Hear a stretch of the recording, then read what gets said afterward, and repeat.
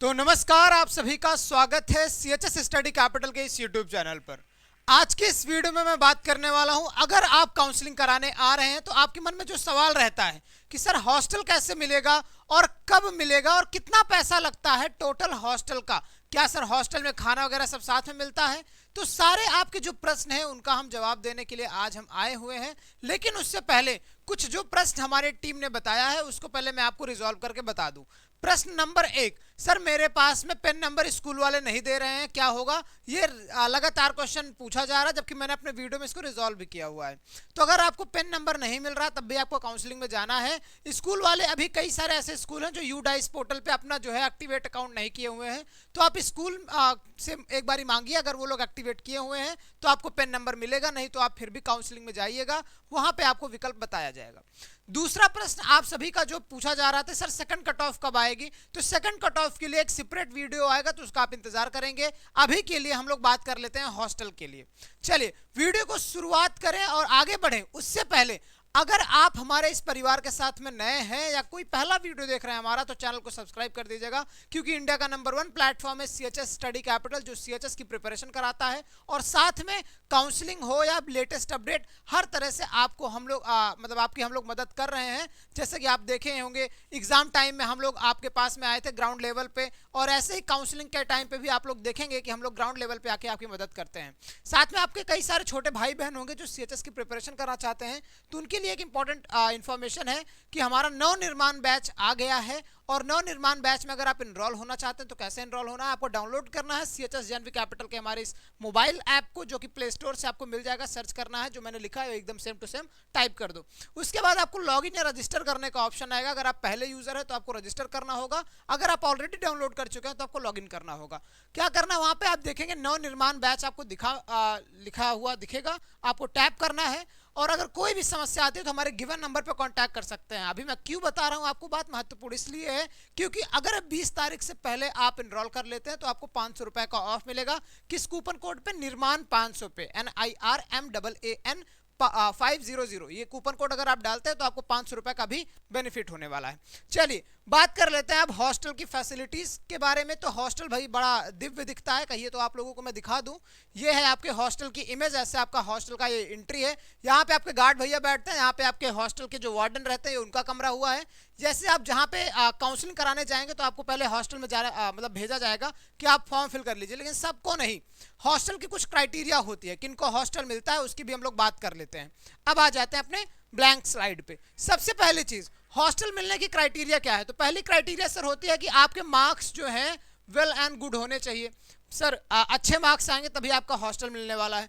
दूसरी चीज, अच्छा मार्क्स है फिर भी आपको हॉस्टल नहीं मिल सकता अगर आप लोकेलिटी के हैं तब। मतलब सर दूसरी प्रायोरिटी होती है कि आपका डिस्टेंस कितना है आपके घर का, ठीक है, डिस्टेंस आपकी प्रायोरिटी होती है। और तीसरा, थोड़ा बहुत आपका व्यवहार भी मैटर करता है, किस तरीके से आपका रहन सहन है, व्यवहार किस तरीके से है, रहन सहन है व्यवहार बेसिकली, कि कहीं आप मतलब ऐसा होता है ना कई बार कि आप एक महीने में ही हो सका हॉस्टल से निकाल दिए जाएं आपकी ऐसी स्थिति को देखकर, तो भाई व्यवहार को देखकर तो ये भी मायने रखता है। लेकिन हॉस्टल मिलते वक्त तो हो सकता है आपके व्यवहार को ना समझ पाए तो आपको हॉस्टल मिल जाएगा, लेकिन व्यवहार भी मैटर करता है।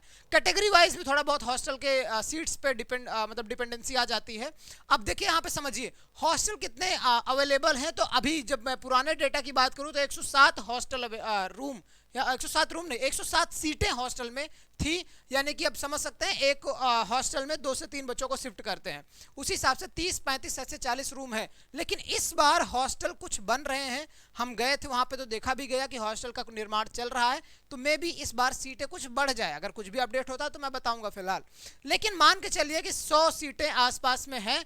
लेकिन ये सिर्फ और सिर्फ क्लास 11th वाले बच्चों के लिए नहीं है कि जो एंट्रेंस दे के आ रहे हैं 11th और जो एंट्रेंस दे के आ रहे हैं 9th के लिए, उनके लिए है। ये ओवरऑल 6 से लेके 12 तक वाले बच्चों के लिए है। तो हॉस्टल की संख्या बड़ी कम है, तो जो रैंक 10 के अंदर ही रहते हैं लगभग उन्हीं को मिल जाता है हॉस्टल, और जो डिस्टेंस पे रहते हैं, ऐसा नहीं कि बनारस वाले को ही मिल जाएगा।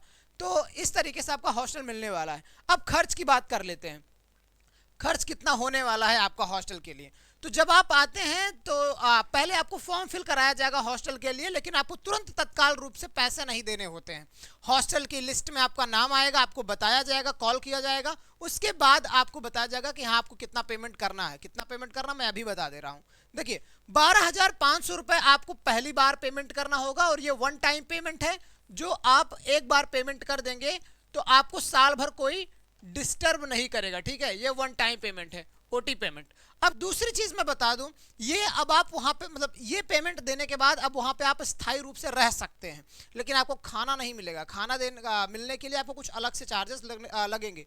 जैसे क्या, आपको 5,000 रुपए देना पड़ेगा सिर्फ और सिर्फ ये है मेस सर्विस फीस, ठीक है। ये क्या है, ये मेस सर्विस फी है, मेस सर्विस फी, यानी कि इसमें आपकी मेस सर्विस दी जाएगी, लेकिन अभी भी आपको खाना नहीं मिलेगा। खाना आपको कब मिलेगा, जब आप पे करेंगे 2,500 रुपए या 3,000 रुपए महीना, ठीक है। ये आपको एक्स्ट्रा पे करना पड़ेगा, तब जाके आपको हर महीने खाना मिलेगा, ठीक है। समझ में आई बात।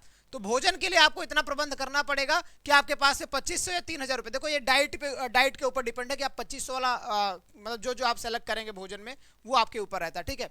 2,500 या 3,000, बाकी ये आपकी सर्विस फी है जो आपको पहले महीने देनी पड़ेगी।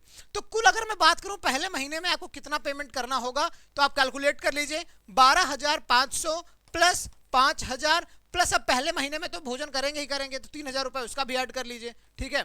तो कितना पेमेंट हुआ, 12 5 17 3 20, यानी कि 20,500 रुपए ये आपको पहले महीने में पेमेंट करना होगा। और अब मैं बात कर लूं आपका एक साल में कितना खर्च आने वाला है, तो आप कैलकुलेट कर लीजिए। एक महीने में इसकी छुट्टी रहती है क्योंकि आप घर पे रहते हैं, जून के महीने में जो अभी का समय चल रहा है, तो देख लीजिए 10 महीने आपके और बचे, 10 महीने में आपको 3,000 का पेमेंट और करना होगा, तो आपका हुआ टोटल 30,000 रुपए। और आप इसमें ऐड ऑन कर देंगे तो टोटल कितना हो जाएगा, 50,500 रुपए, सही है। हाँ, तो ये 50,500 रुपए आपका रहता है टोटल का टोटल खर्चा, जो कि साल भर का आपका रहने और खाने का होता है। स्कूल की फीस बड़ी ही नॉमिनल, अगर आप 9th के हैं तो 5,000 रुपए लगेगा बस, और अगर आप 11th के हैं तो वही आपका 8-9 हज़ार रुपए लगता है, जो एक्स्ट्रा है। आप सब्जेक्ट जो चूज करते हैं कंप्यूटर साइंस वगैरह उसके ऊपर डिपेंड करता है। सॉरी 6,000 रुपए थी फीस। तो इस तरीके से आपका पूरा का पूरा खर्चा हो जाएगा। अगर आप बात करें तो 60,000 रुपए में आप पूरा रह लेंगे, खा लेंगे, पढ़ लेंगे साल भर, वो भी। तो जिस तरह से बीएचओ की फी है, जितनी नॉमिनल फी है, कहीं ना कहीं हॉस्टल कंपैरिजन में तो आपको बहुत ज़्यादा नॉमिनल नहीं किया जा सकता है, क्योंकि हॉस्टल और रहने का खर्च अगर मैं बाकी प्राइवेट में बात करूं तो 60-70 हज़ार रुपए पड़ जाता है, लेकिन उस हिसाब से जो गवर्नमेंट हॉस्टल है उस हिसाब से बहुत ज़्यादा ये बेनिफिशियल नहीं है कि भाई बहुत ज़्यादा कम कर दिया है फीस यहाँ पे। लेकिन हाँ, सिक्योरिटी और फैसिलिटी की बात करें तो यहाँ पे आपको बेस्ट चीज़ें मिल सकती हैं, जैसे यहाँ पे वाटर कूलर वगैरह, फ्री वाईफाई वगैरह सब कुछ अवेलेबल होता है। आप फ़ोन वगैरह रख सकते हैं अपने हॉस्टल में, बस स्कूल नहीं ले जा सकते, लेकिन हाँ अगर आप बैक बेंचर है तो जुगाड़ आप कर लेंगे, मुझे पता है। तो ये सारी फैसिलिटीज़ आपको दी जाती हैं, और भी एक्स्ट्रा चीज़ें आपको बताई जाएंगी जब आप वहाँ पे आएंगे। तो बाकी इस वीडियो में बस इतना ही। अपने जूनियर्स को बताइए स्टडी कैपिटल के बारे में, और खूब तरीके से वीडियो को शेयर कर दीजिएगा सभी बच्चों तक जो भी देखना चाहते हैं कि हॉस्टल कैसा होता है, किस तरीके से वहाँ पे फीस वगैरह रहती है। लड़कियों के लिए हॉस्टल नहीं अवेलेबल होता है, सिर्फ लड़कों के लिए है। लड़कियों के लिए, लड़कों के लिए अलग से भी प्राइवेट हॉस्टल कई सारे हैं। जब आप काउंसलिंग कराने आएंगे तो देखेंगे आपको इतनी मोटी गड्डी पकड़ा दी जाएगी, पैसे के नहीं कार्ड के। कैसे, हॉस्टल के अलग अलग कार्ड के, हर लोग ऐसे खड़े रहते हैं कार्ड देने के लिए। चलिए, wish all the very best, bye bye, मिलते हैं आपको नेक्स्ट वीडियो में।